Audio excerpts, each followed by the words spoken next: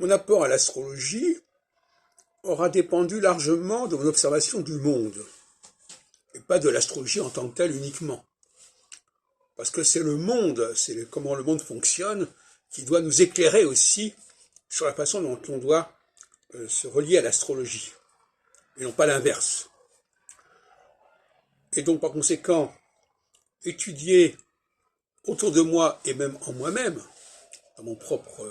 cas, la problématique du leader, ça a été extrêmement utile, et ça permet de voir comment le leader, quelle est la stratégie du leader, comment il vit les différentes phases, comment il réagit aux différentes périodes, et inversement,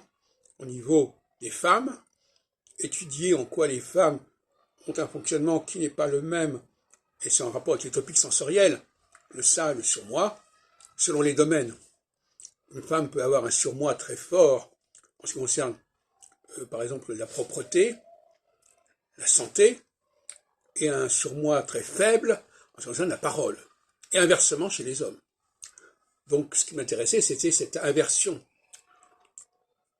qui est assez frappante. J'en avais déjà parlé il y a longtemps, d'ailleurs, quand j'avais pensé que les femmes ne maîtrisaient pas la parole, ne maîtrisaient pas leur parole, et que les hommes ne maîtrisaient pas leur sexe. Mais à ce moment-là, je n'avais pas encore compris, je n'avais pas encore complètement théorisé cette question, et je